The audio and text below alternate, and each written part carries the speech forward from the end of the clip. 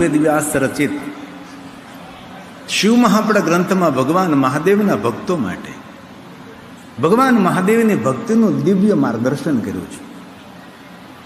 દિવ્ય ધામની અંદર બિરાજમાન જીવનને દિવ્યતા તરફ ગતિ કરવા માટે આપણે સૌ ભગવાન મહાદેવની કથાનું શ્રવણ કરીએ છીએ. શિવ મહાપડ ગ્રંથમાં ભગવાન વ્યાસજીએ એમ કહ્યું કે સૌને ભગવાન મહાદેવની ભક્તિ મળતી નથી. ભાગ્યે જ માણસો એવા હોય જેના હૃદયમાં ભગવાન મહાદેવ પ્રત્યે સ્થિર ભક્તિ હોય છે. ભગવાન મહાદેવજી જ્યારે ભગવાન શ્રી રામજીને મળ્યા, જ્યારે મહાદેવજી પ્રભુ રામને એમ કહ્યું કે રામજી તમે કઈ માગો, ત્યારે ભગવાન પ્રભુ રામે શું માગ્યું? ભગવાન મને આપની સ્થિર ભક્તિ મળે, આપની ભક્તિથી કોઈ દિવસ હું વિચલિત ન થાઉં, આપની ભક્તિમાં હું સ્થિર રહું. જ્યારે ભગવાન મહાદેવજી દ્વારકાધીશ ભગવાન કૃષ્ણજીને મળે છે, ત્યારે મહાદેવ સ્વયં ભગવાન કૃષ્ણજીને કહે છે કે દ્વારકાધીશ, આપના મનમાં જે કાંઈ ઈચ્છા હોય આપ માગી શકો છો. ત્યારે દ્વારકાધીશ ભગવાન કૃષ્ણ કહે છે, હે મહાદેવ, મને આપની સ્થિર ભક્તિ મળે, મારું મન કોઈ દી વિચલિત ન રહે, આપની ભક્તિથી હું વંચિત ન રહું, બસ એવી મારા ઉપર કૃપા કરો. અને ભગવાન વ્યાસે શિવ મહાપણ ગ્રંથમાં કહ્યું, અનંત જન્મ ભયઘોર, અનંત જન્મો સુધી જેમને અઘોર તપસ્યા કરી હોય એમના હૃદયમાં ભગવાનની સ્થિર ભક્તિ રહે છે. એક જન્મનું તપ નહીં, અનંત જન્મોનું જ્યારે તપ એકત્ર થાય છે, ત્યારે આપણા હૃદયમાં મહાદેવની ભક્તિ અંકુરિત થાય છે. આવું ભગવાન વ્યાસજીએ શિવ મહાપડ ગ્રંથમાં કહ્યું છે. હું જે કાંઈ આપના સમક્ષ કહું છું એ ભગવાન મહર્ષિ વેદવ્યાસજીનો પ્રસાદ છે. અને જે શિવ મહાપડ ગ્રંથમાં ભગવાને કહ્યું એ શ્લોકાત્મક ને સૂત્રાત્મક આપ સૌને કહેવાનો પ્રયાસ કરું છું. હું એક મધ્યસ્થી છું. આથી જે કાંઈ બોલાય છે ભગવાન વ્યાસના વચનો છે. એક શિક્ષકનું કામ કરું, એક ટીચર જેવું કામ કરું છું. જે ભગવાને કહ્યું છે આપના સુધી સંદેશ પહોંચાડવાનું કાર્ય છે. તેથી ભગવાને એમ કહ્યું છે કે સૌને મહાદેવની ભક્તિ ન મળે. કોને ભગવાન મહાદેવની ભક્તિ મળે? તો ભગવાન વ્યાસજી શિવ મહાપણ ગ્રંથમાં બોલ્યા છે, અનંત જન્મ ઘોરમ. સામાન્ય તપ નહીં, કઠિન ને અઘોર તપ જેમને કર્યું છે, જેને તપસ્યાઓ કરી છે, એમના હૃદયમાં ભગવાન મહાદેવની ભક્તિ અંકુરિત થાય છે. વિશ્વના દેવતાઓ જ્યારે કૃપા કરે છે ત્યારે આપણા હૃદયમાં મહાદેવની ભક્તિ પ્રજ્વલિત થાય છે. સૌને ભગવાન મહાદેવની ભક્તિ મળતી નથી. અને જેને જેને ભગવાન મહાદેવની ભક્તિ મળી છે એ જન્મ ને મૃત્યુથી પર છે. તેનો છેલ્લો જન્મ છે, તે મુક્ત આત્મા બને છે, એ સ્વતંત્ર આત્મા બને છે. મુક્ત આત્મા તેને કહેવાય પોતાની ઈચ્છા અનુસાર એ આત્મા વિચરણ કરે છે. દેવલોકમાં રહી શકે, દેવી લોકમાં રહી શકે, વિષ્ણુ લોકમાં રહી શકે, બ્રહ્મલોકમાં રહી શકે, સ્વર્ગલોકમાં રહી શકે, ઇન્દ્રલોકમાં રહી શકે છે, સૂરલોકમાં, અને ધારે તો એ જન્મ પણ લઈ શકે છે. સર્વલોકની અંદર સ્વતંત્રતા પૂર્વક વિચરણ કરનારો આત્મા તેને મુક્ત આત્મા કહેવાય છે. મુક્તિ એટલે કોઈ બંધન નહીં. ઘણા લોકો એવું સમજે કે મુક્તિ એટલે નિષ્ક્રિયતા. નહીં, મુક્તિ એટલે નિષ્ક્રિયતા નહીં, સક્રિયતા.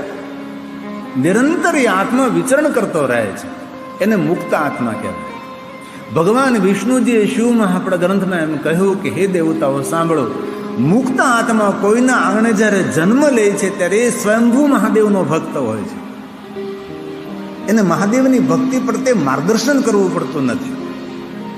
મહાદેવની ભક્તિ કરવા માટે તેને પ્રેરિત કરવો પડતો નથી. તું મહાદેવની ભક્તિ કર એવું કહેવું પડતું નથી. એ સ્વયંભૂ મહાદેવનો ભક્ત હોય છે. આપણા કુળની અંદર, આપણા પરિવારની અંદર કોઈ સ્વયંભૂ બાળક મહાદેવનું ભક્ત હોય તો સમજી લેવું જોઈએ આ મુક્ત આત્મા છે, આ કુળનો ઉદ્ધાર કરવા માટે અવતરણ પામ્યો છે. આ ભગવાન વિષ્ણુજીના વચનો છે કે આ મુક્ત આત્મા જ્યારે જન્મ લે છે ત્યારે સ્વયંભૂ મહાદેવનો ભક્ત હોય છે. એ સૌને મહાદેવની ભક્તિ તરફ પ્રેરિત કરનારો એ જીવાત્મા હોય છે. કારણ કે મુક્ત આત્મા છે. તેથી ભગવાન વ્યાસજીએ એમ કહ્યું શિવ મહાપડ ગ્રંથમાં, અનંત જન્મમાં જેને અનેક તપસ્યાઓ કરી હોય એના હૃદયમાં મહાદેવની ભક્તિ અંકુરિત થાય છે. આવું ભગવાન બોલ્યા છે. અનંત જન્મ વિર્ઘોરમ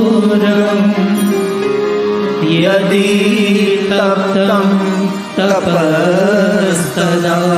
શિવ મહાપડ ગ્રંથનો એક એક શ્લોક પુણ્ય આપે છે. શિવ મહાપડ ગ્રંથનો એક એક શ્લોક મહાદેવની પૂજા છે. ભલે આપણને સંસ્કૃત સમજાય નહીં, પણ થોડું ઘણું તો સમજાય છે. કારણ કે દરેક ભાષાઓની જનની સંસ્કૃત છે. એ તો આપણા દેશના દુર્ભાગ્ય રહ્યા. આપણા દેશની રાષ્ટ્રભાષા સંસ્કૃત નહીં રહી. આપણો દેશ જ્યારે સ્વતંત્ર થયો, આઝાદ થયો, ત્યારે પૂરા દક્ષિણ ભારતમાં તે ગુંજ ઉઠી હતી કે આપણા દેશની રાષ્ટ્રભાષા સંસ્કૃત રાખવામાં આવે. પણ ઉત્તર ભારતમાં કોઈ માન્ય ન રાખ્યું.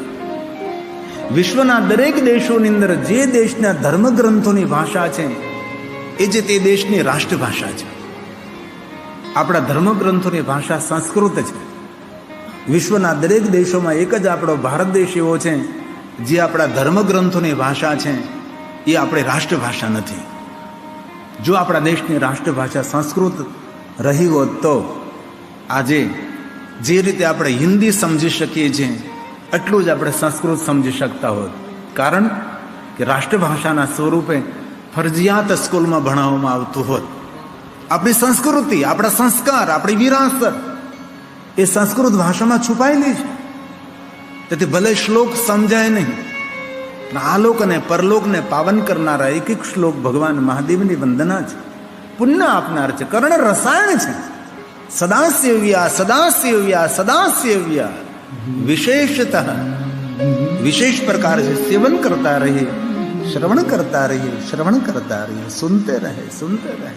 भगवान व्यास जी ने ये आज्ञा છે. એક વાર નહીં, વારંવાર વારંવાર વારંવાર વારંવાર સાંભળતા જ રહીએ. આપણે સાંભળતા જ રહીએ. આ ભગવાને કહ્યું છે.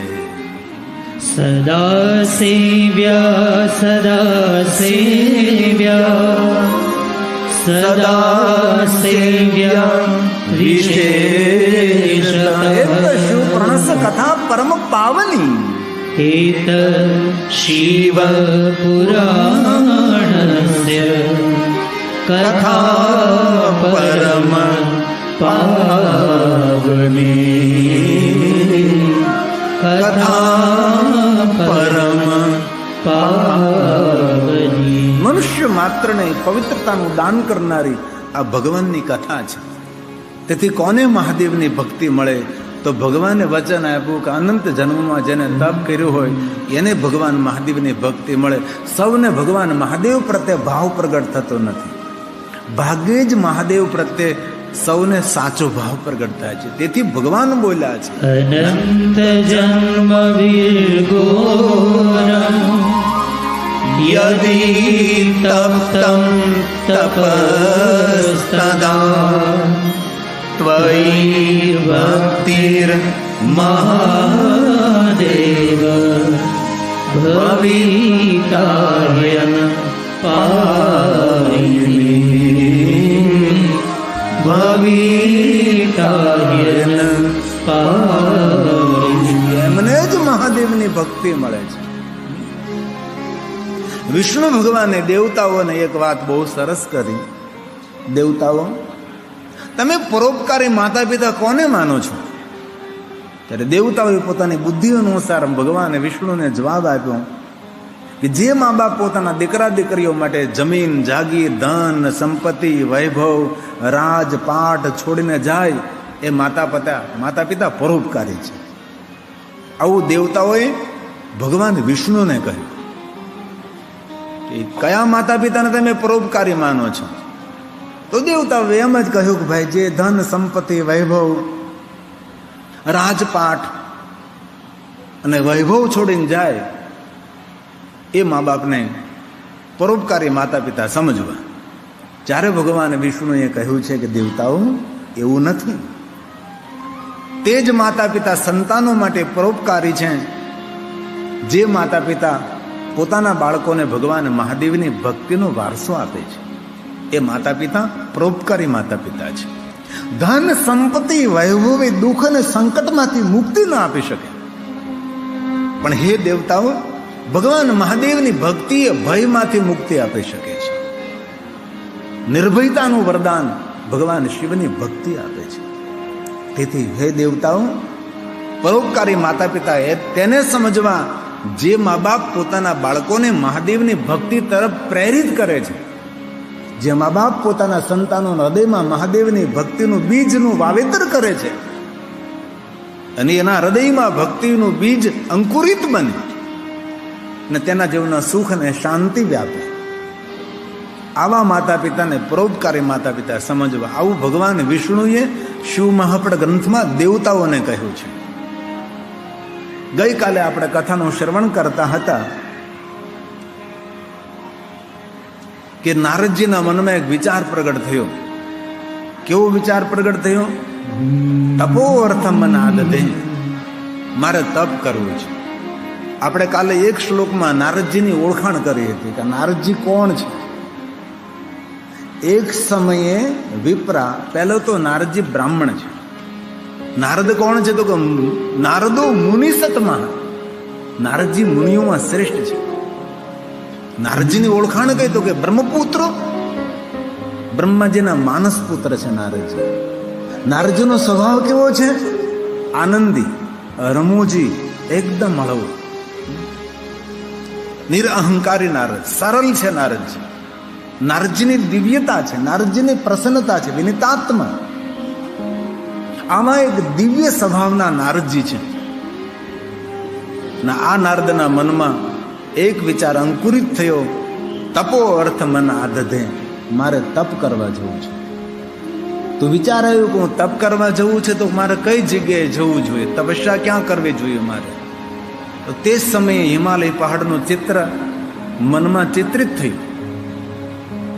નારદજીના કદમ હિમાલય પહાડ તરફ ઉપડે છે અને આ નારદજી તપસ્યા કરવા માટે હિમાલય પહાડ પધારે છે.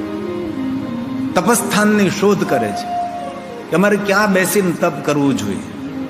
જેવી રીતે આપણે કથામાં આવીએ, કથામાં સારી જગ્યા ગોતીએ. આપણે વ્યાસપીઠનું દર્શન થવું જોઈએ, કોઈ વારંવાર આડે નહીં આવવું જોઈએ, ઉપર પંખો હોવો જોઈએ અને સકડામણ નહીં હોવી જોઈએ. એવી સારી જગ્યા જોઈને આપણે 3 કલાક માટે ભગવાનની કથામાં બેસીએ. તો નારદજીને તો બહુ લાંબુ તપ કરવું છે. તો નારદજી હિમાલય પહાડોની કંદરામાં ફરી રહ્યા છે.